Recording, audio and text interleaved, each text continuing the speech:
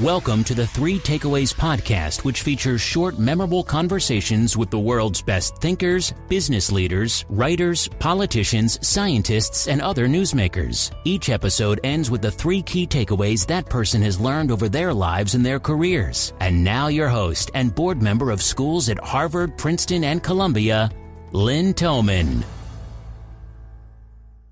Hey everyone, it's Lynn Thoman. Welcome to another episode. Today, I'm excited to be here with Princeton professor and White House advisor, Eldar Shafir.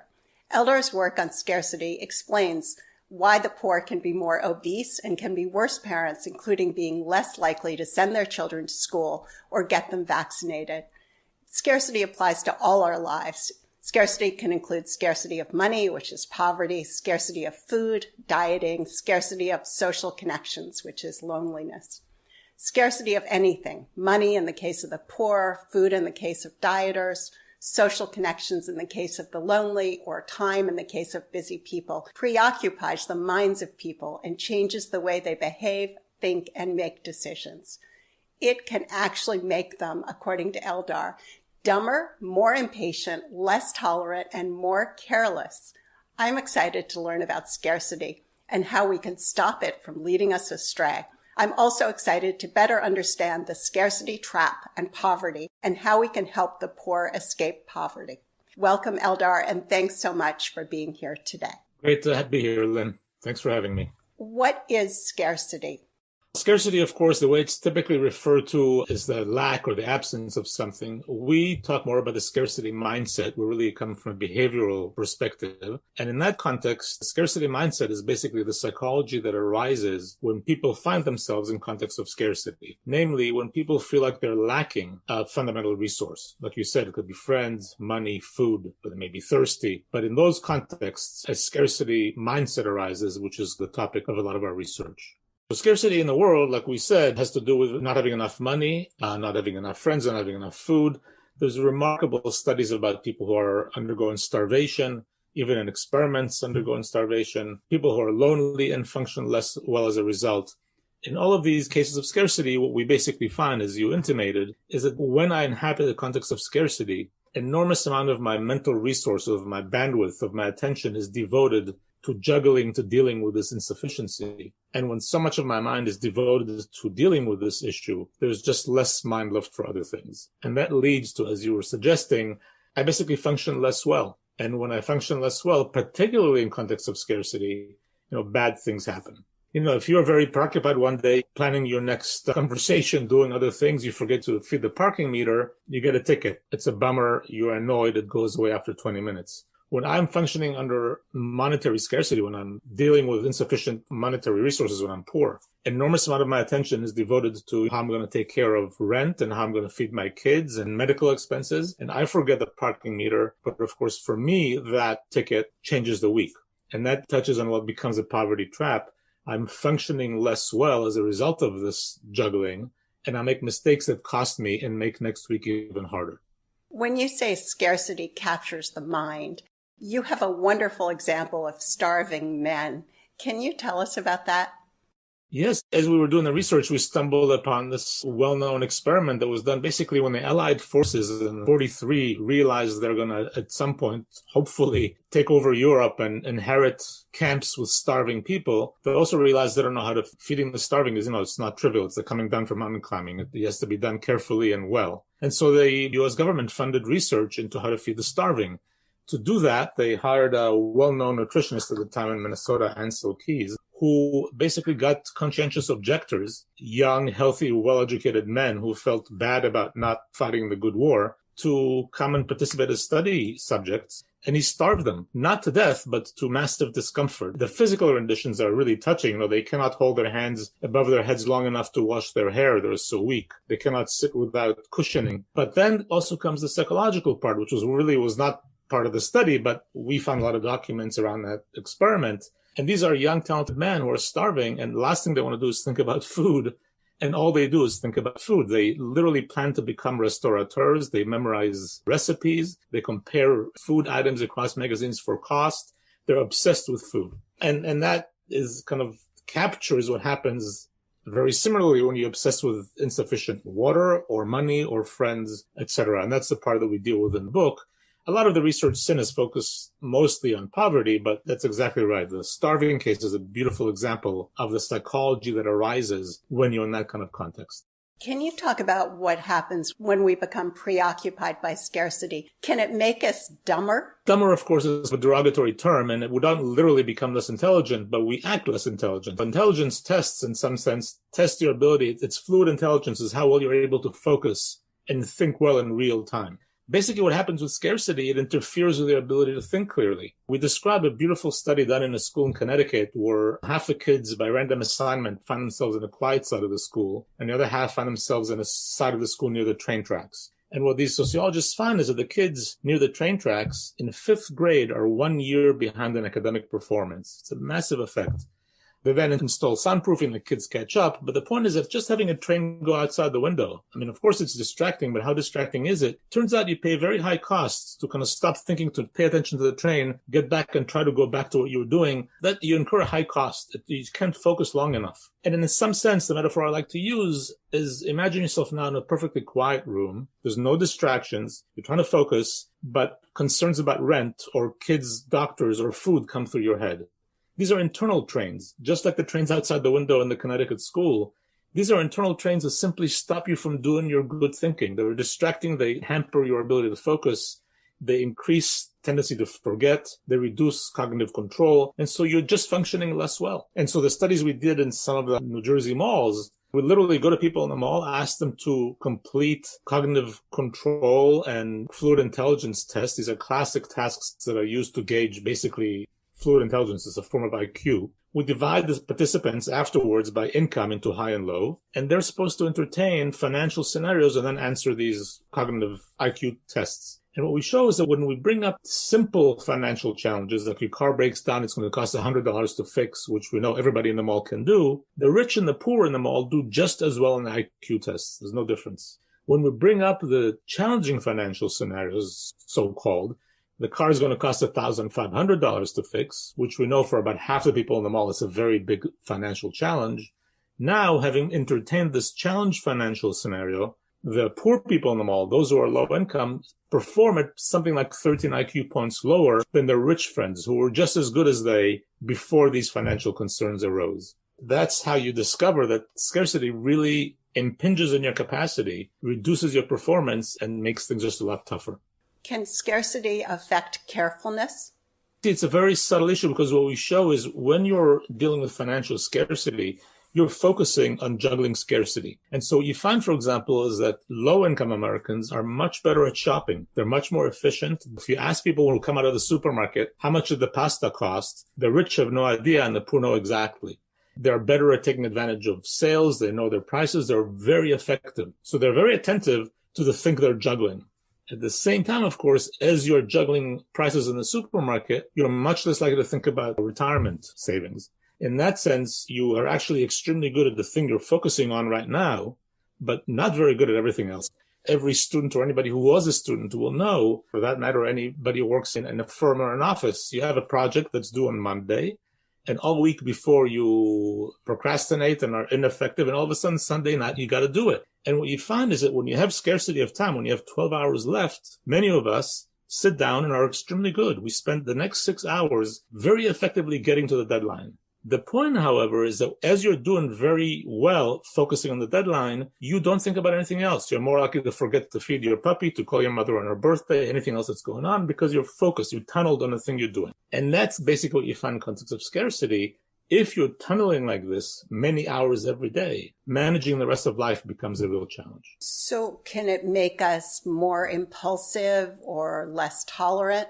Impulse, yes. So cognitive control and impulse control, what we find is that, again, when you're less focused, when you're distracted, you do less well at that. And so in some of our studies, when people have to, part of the cognitive control studies is limiting your intuitive response and doing something else. Those are the classic studies we do on a computer. When people are focused on finances and when they're struggling under scarcity, they do less well at that. Impulse control diminishes. One of the major themes here is that we have very limited bandwidth. This issue of bandwidth has been known for a while, and there are very amusing studies. For example, if we ask half of your viewers right now, please don't forget 2 digits. Please remember 17. And the other half of the participants, we say, please don't forget 7 digits. Please don't forget 1652749. Those who are now rehearsing the 7 digits have their head busy. Studies have shown they're more likely to eat unhealthy food. They're less likely to notice literally a dude dressed as a clown riding a unicycle in front of them on the campus central yard. They're just less good. In a sense, one way to think about it, the poor, or people functioning under scarcity of all sorts, are walking around with 7 digits in their head. They're busy juggling this insufficient resource, and that just keeps their head full. There's less space for other things, which again can easily hurt your performance and put you in a bad place. So how might that, for example, affect a parent? Well, a parent may be, you mean a parent who's struggling with scarcity? A parent who's struggling with scarcity, how would it affect them as parent of a child? So we've been running some studies in Trenton, near here, a city significantly less fortunate than Princeton. It's a tough place. We have a lab there. We had to stop it, of course, during COVID. But during that time, before that time, we had mothers come with a kid and we let them sit in a very nice setting where they can play games and talk. And we give the mothers financial scenarios very much of the kind that I described that we do in the Jersey malls. And we try to show how much interaction there is with the child. And what you can show is when I give the mother a financial scenario that's challenging, that creates worries, she speaks to her child during that hour or the few minutes that we study less than when we give her a control set of questions. So the suggestion here is really, again, as with everything else, just like the parking meter, when you're struggling in managing this insufficient resource, you're going to have just less attentional span for your kids. How might scarcity of money affect a student and their studies? It's a tricky question because if you are a low-income student, but it's your parents who are worried about the money, then in some sense you have that luxury not to.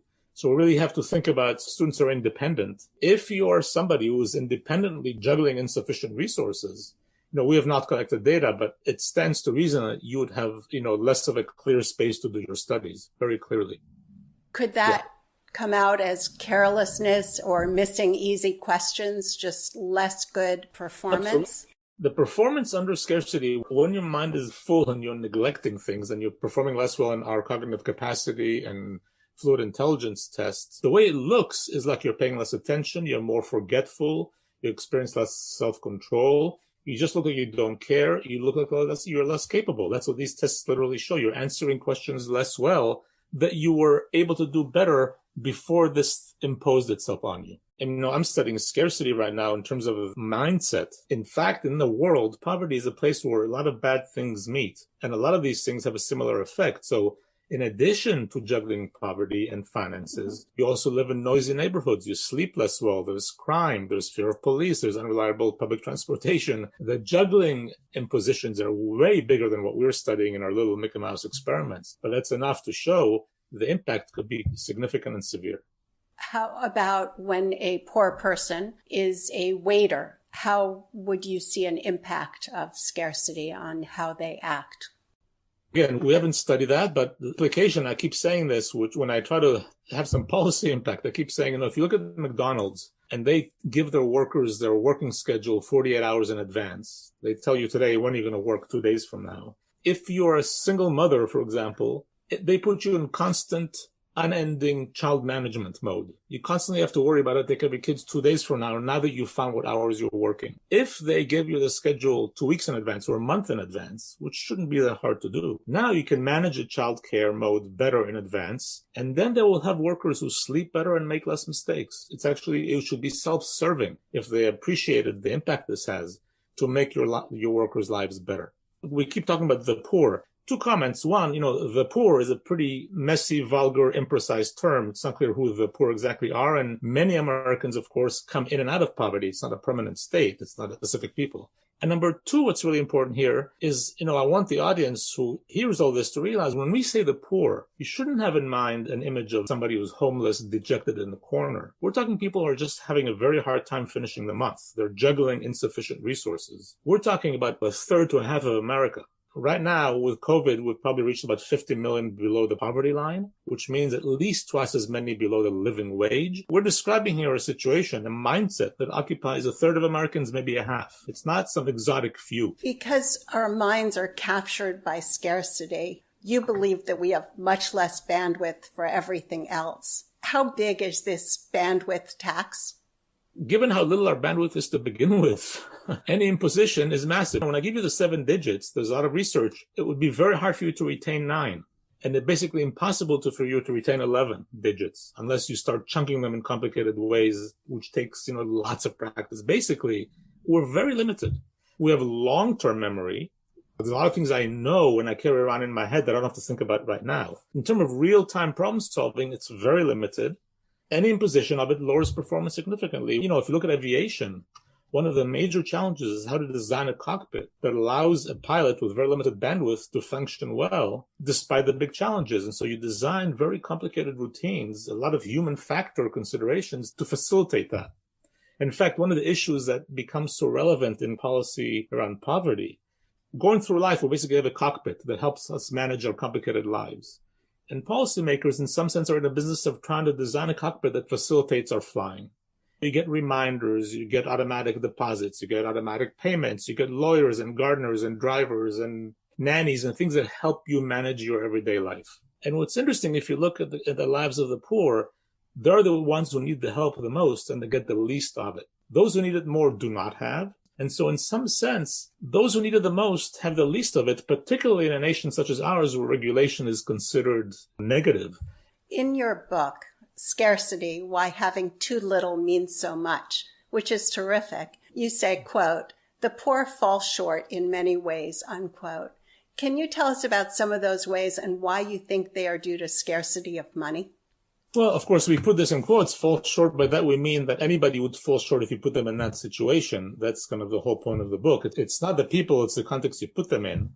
It's not the poor who perform this way. It's people you put in context of poverty. And we have several studies showing that if you take fancy schmancy Princeton students who are very highly educated and have very good self-control, and you show that they do things well, once you put them in context of scarcity, they start doing things badly. They start doing things myopically, just as you found with the poor. So the perfect example, if you want, of functioning badly in an unregulated market is payday loans. So payday loans are a massive disaster in the streets of America today. The payday loan, the way it works is you don't have to be working. You have to be payday. So basically, I'm running out of money before the end of the month. I come to you and I borrow $200. And in 2 weeks, I pay you back. I give you a post-dated check, basically, and I pay you back $240. It's short term. The implied APR, if you look at the yearly rate, could be, 500, 1,000%. This is so lucrative. There's now an unbelievable number of check cashers and payday loan providers across America. In many states, it's totally unregulated. I can charge you any interest rate I want. And now, if you look at it, it's a paradigm case of looking myopic, because if I don't have $200 this month, how am I going to have $250 to pay you next month? If I win the lottery, I'm fine. But otherwise, what do?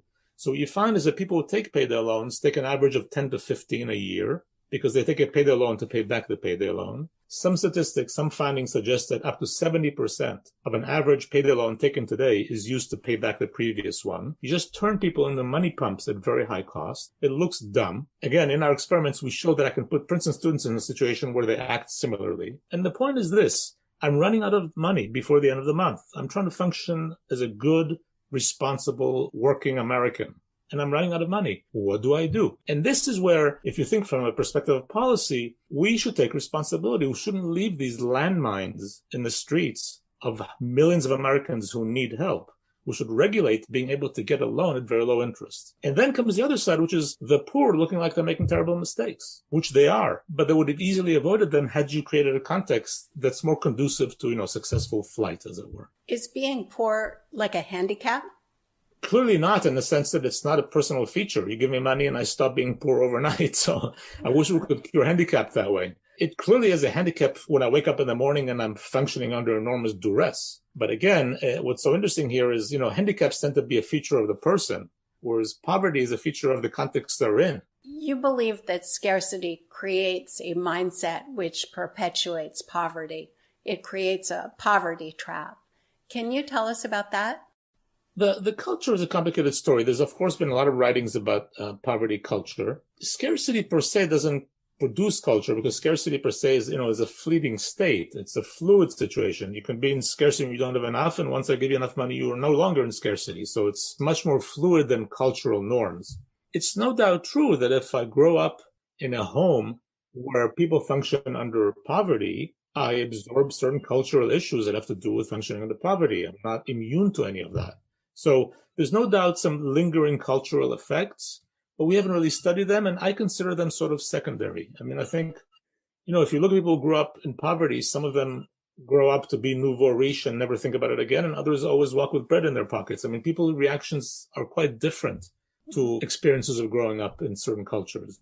And what would help poor people get out of poverty? What would help, of course, is higher income. And there's very good arguments for why that should happen and should have happened long ago. But beyond that, even if you keep income constant, even if you raise income, then comes the issue of, again, back to the cockpit. How do we design a situation, a context that allows people to thrive? The way you can think about it is take two people with identical incomes. If one of them lives in a place, in a society that is conducive to success, they're going to function a lot better than the other person with identical income who's functioning in a very difficult society. And what makes a society more conducive to success? It's everything from after-school programs to public transportation to reliable income to trusty advisors and lawyers to banks that treat you with respect. All of that would contrive to create a situation that leads to more success, which, by the way, we take for granted. When you walk into the bank, you expect a certain decorum of respect.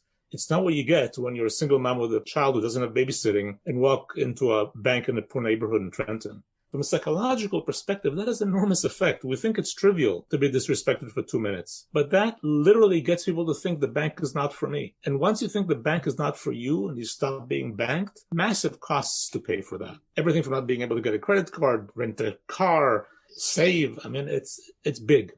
Can you tell us about some of the programs at Ideas 42, an organization which you co-founded, which uses behavioral science to get people out of poverty? I think your program to keep people out of jail in New York and your program to keep students in school in San Francisco are wonderful. Thank you, Lynn. Yeah, so Ideas 42 is actually an amazing story. When we started doing this work, we would go give talks at different places. People would ask us to help them, devise a program, compose a form, whatever. And we did it very happily for a while, but then we realized the university is not paying me to do pro bono work that cannot be published. I'm supposed to do research. So we decided to start a non-for-profit that would do this not for the intention of publishing, but really just to make the world a better place. And we started, and I think in 2012, we had 10 workers. And now it's a massive organization, over 100 full-time people. It does enormous projects. It's a great, great story of success, led by a wonderful group of talented executive directors. And yes, as you mentioned, the projects range from trying to affect drunken driving in South Africa, to policing in New York, to schools in the South, to students remembering to renew their student loans, lots of other programs all around the country and other countries in the world, all based on the notion that when you do policy, sometimes your intuitions or what comes to mind as a policymaker are, from a behavioral perspective, sort of naive or ineffective. And sometimes small behavioral things, even defaulting people into things if they don't choose to act on them, can make an enormous difference. Can you give one or two examples of what you have done in New York to keep people out of jail, or in San Francisco to keep students in school, or in Mexico to help people increase their retirement savings? A lot of it, I should say, I'm one of the co-founders, but one of the best things we did is very early on realize we don't know how to run things. So we stepped away. I'm an advisor. I'm on the board. But most of this research, this wonderful research you're describing, is now done by a fantastic group of people, Ideas 42. I'm not involved in many of these projects. The policing has been an amazing success. A lot of it was done by people, Ideas 42, and some academics in Chicago. One of the most successful ones is literally, it sounds so trivial, just getting reminders for summons. Just don't forget to show up when you need to show up at the court for minor infractions. And it turns out that foregoing to do it puts you in a very bad place and gets complicated and imposes a lot more cognitive demand and hurdles, whereas remembering to do it at time makes a big difference.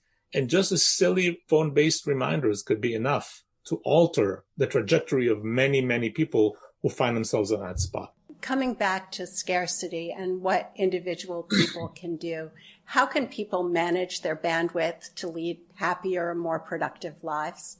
I'm very reluctant to assume that people can take responsibility for their own things, because in some sense, the very fact that you're overwhelmed suggests it's going to be hard. But I read you. I mean, people are living a fairly good life and their concerns are a bit less dramatic than the struggling poor. You do things simply to alleviate some of the stresses and to allocate your attention in wise ways. If you take seriously the fact that our attentional span is very limited, you literally can ask yourself, what hours of the day should I try to focus on writing 2 pages if that's what you do in life, as opposed to other things? Certain hours of the day, you're going to be much more preoccupied by other stuff.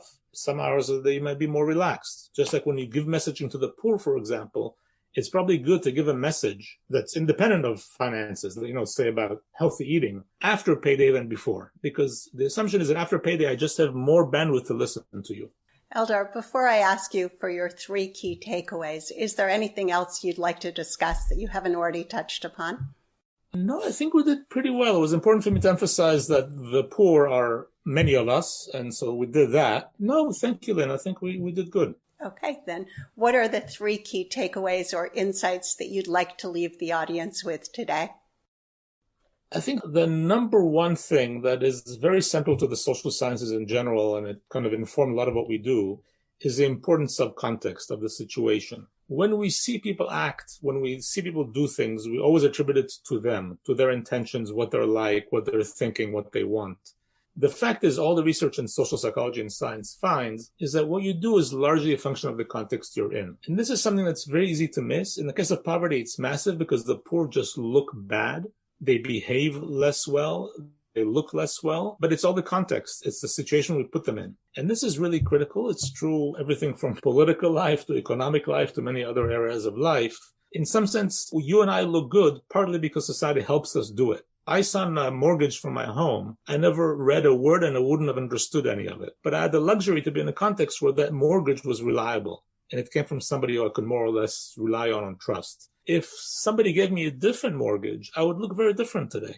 Same person, same understanding. That mortgage would have made my life very different if it ballooned. The importance of context is a massive, important message to me. The second one, and it's closely related, is the poverty narrative, our narratives around poverty. If you look at the discussions of poverty coming everywhere from Minister of Housing to everyday speech, there is a presumption that if you are responsible enough and you do the right things, you can get out of poverty. And if you're in poverty, it's because you haven't done the right things. And that narrative, attributing fault and minuses to the poor, is a terribly misguided narrative. It goes back to context. All the research suggests that the exact same people, if you gave them a context that's more reliable and made life easier, would thrive and be extremely impressive. And I have quotes. There's an incredible description of General Patton when he enters the concentration camps in Europe. He was responsible to lead the American forces when they first arrived. And he looks at people in the concentration camps. He knows these are people who just spent a year, 2 years in hell. And he looks at them and he's full of contempt for how they look and how they behave. And it's remarkable. The man is not an idiot. He cannot discount enough for the fact that what they've went through, and he looks at them with contempt. It's kind of an extreme case of what all of us do every day when we cannot adjust for what we see in a person with what is the context that led them there. One is the context, and two is a narrative around poverty, how we interpret what we see in ways that are very often driven by personal cues, as opposed to a better understanding of the context that leads to what we're seeing. The third takeaway is don't trust your intuition. All the behavioral work suggests that although we're extremely intelligent, impressive creatures, Homo sapiens, our introspective capacity is extremely limited and deficient. We do amazing stuff, but we don't understand what we're doing. Our visual system is fantastic, but you can't tell me anything about it. Our linguistic capacity is super impressive, unequaled in the animal world. You cannot possibly tell me what it is you know and how you learned it. We have very little introspective access. And when it comes to emotional life and to understanding social contexts and poverty and hunger and other issues, we're very bad at it. And we're also very bad at designing our own behaviors as a result or understanding them. So a lot of the behavioral research really tries very hard, a lot of it through experimental methods, to get a better grip of what it is that's driving us when our intuitions may be terribly misguided. Thank you, Eldar, for our conversation today and for your work on scarcity, on poverty, and on behavioral science to help people improve their lives. This has been terrific. Thanks so much, Lynn. Total pleasure. If you enjoyed today's episode, you can listen or subscribe for free on Apple Podcasts or wherever you listen. If you would like to receive information on upcoming episodes, be sure to sign up for our newsletter at 3takeaways.com or follow us on Twitter, Instagram, Facebook, and LinkedIn. Note that 3takeaways.com is with the number 3. 3 is not spelled out. For all social media and podcast links, go to 3takeaways.com.